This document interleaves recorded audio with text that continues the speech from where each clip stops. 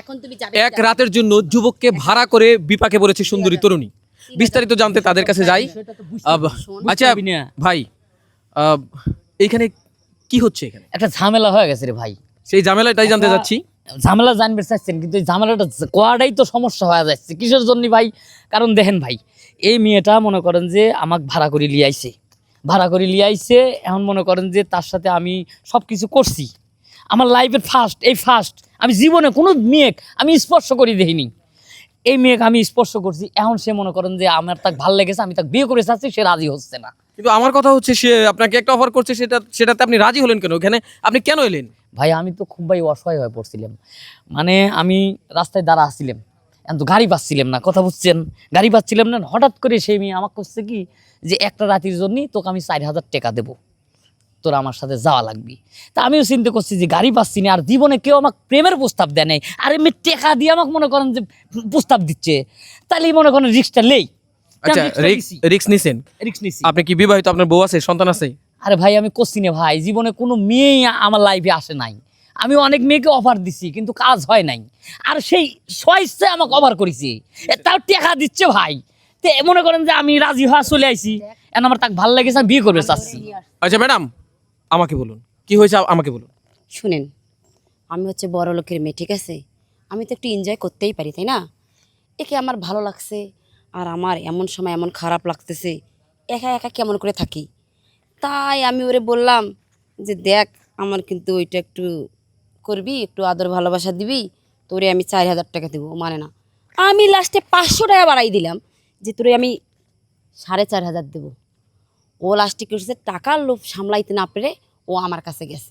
এখন বলতেছে তুমি যে আমাকে এত সুখ দিছো, এত ভালোবাসা দিছো, যা বলার মতো না, আর তোমাকে আমার বিয়ে করতে হবে। আর দেখেন, ওর মতো একটা খ্যাতের সাথে আমার মতো এত সুন্দর একটা মডার্ন মেয়ের কখনো যায়? না না না, তাহলে না। কিন্তু ঘরের ভিতরে নিজে যখন পকাং দিছে না, তখন ঠিক গেছে না? আপনারাই কোন। আচ্ছা, এই জন্য তো কই যে এত সুন্দর বাড়ি ঘর, এত সুন্দর মাইয়া, বিয়ে আচ্ছা। হয় না কে? দেখ এখন পারভেজ, তুই বেশি কথা হ্যালো, বলবি না। আপনি কি? আমি পারভেজ, হচ্ছে পাড়াবর্তী চাস্তো ভাই, এখন বুঝতে পারতাছি ভাই, এত এই, সুন্দর বাড়ি ঘর পারভেজ, থাকতে তুই মাইয়া বেশি সুন্দর কথা বিয়ে বলবি হয় না না। কে লেগে? আমি বড় ও লোকের মেয়ে। তলে তলে এরকম করো। আমি আপনার কাছে আবার যাচ্ছি প্লিজ।